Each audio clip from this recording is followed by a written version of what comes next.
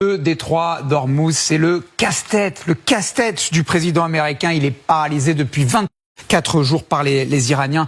Donald Trump perd patience. Regardez ce qu'il a posté. Si l'Iran n'ouvre pas dans les 48 heures le détroit d'Ormuz, les États-Unis frapperont et détruiront les différentes centrales électriques, en commençant par la plus importante. Message reçu 5 sur 5 par Téhéran, qui promet évidemment de répliquer. La correspondance en Iran de Siavash Ghazi. Si jamais les États-Unis, le président Trump met à exécution ces menaces de frappe contre les centrales électriques iraniennes, eh bien, il y aura des conséquences à la fois pour les monarchies arabes du Golfe Persique, mais aussi pour Israël, et que le détroit d'Ormuz sera totalement fermé au trafic. Et Guillaume, en principe, c'est ce lundi, dans la nuit, que doit expirer l'ultimatum du président américain. Voilà, et vous découvrez le type de centrale que le président américain a l'intention de frapper. Il y a cette centrale nucléaire dans le sud du pays, mais les plus importantes, ce sont ces centrales thermiques. Elles convertissent le gaz en électricité, celle de Damavand en particulier. Elle alimente Téhéran et sa banlieue. 15 à 18 millions d'habitants. Ce qu'il faut avoir en tête, c'est que le gaz naturel fournit 80% de leur électricité aux Iraniens. Ce sont donc des infrastructures civiles et donc la population iranienne qui seraient les premières impactées. Au risque de commettre des crimes de guerre, mais pour l'heure, le président américain ne semble pas véritablement s'en soucier. Il a échangé hier avec une chaîne de télévision israélienne.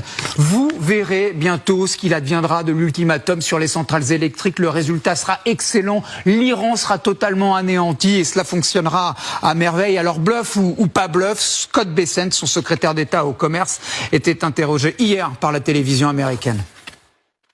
Le président cherche-t-il à mettre fin à cette guerre ou à intensifier le conflit? Encore une fois, les deux ne sont pas contradictoires. Parfois, il faut assumer l'escalade pour désescalader. Escalader pour désescalader, c'est toute la stratégie de l'administration Trump. Ça a pu fonctionner un temps avec les droits de douane, mais dans un contexte de guerre ouverte et face à un régime iranien qui ne montre aucun signe de faiblesse, cela risque de provoquer en réalité une nouvelle flambée de tension. Franchement, Guillaume, on a le sentiment que l'escalade est inévitable.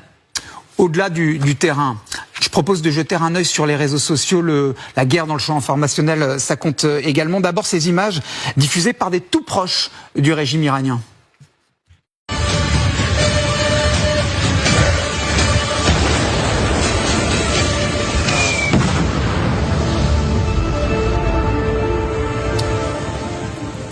Allez, propagande pour propagande, ce clip posté hier par le département de la guerre américain. When decisions are demanded, may my walk match my talk. Remind me daily that the speed of the leader is the speed of the team. Give me wisdom, I pray. Voilà, avec la voix, vous l'avez peut-être reconnu, du secrétaire d'État à la guerre, Pete Hegseth. En pure logique militaire, l'ultimatum de Trump impose à Washington, en réalité, de franchir un nouveau palier, frapper des centrales iraniennes, peut-être, ou pourquoi pas, finalement, débarquer au terme d'une opération massive et terrestre dans le détroit d'Ormuz, le fameux.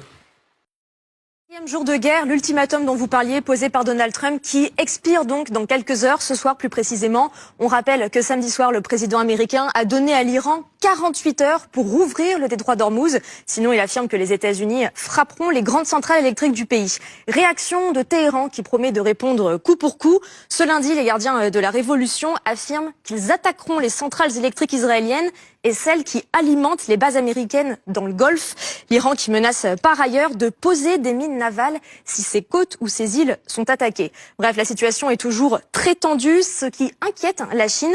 Ce lundi, Pékin met en garde contre le risque d'une situation, je cite, incontrôlable. Inquiétude de la Russie aussi avec cette réaction du Kremlin qui estime que seule la voie politique et diplomatique peut aboutir à une désescalade. Et puis l'inquiétude également concernant les conséquences économiques de cette guerre. Le directeur de l'Agence internationale de l'énergie tire la sonnette d'alarme. Il affirme que la guerre pourrait provoquer la pire crise de l'énergie depuis des décennies. On l'écoute. L'économie mondiale est confrontée à une menace extrêmement grave aujourd'hui. Et j'espère vivement que ce problème sera résolu au plus vite.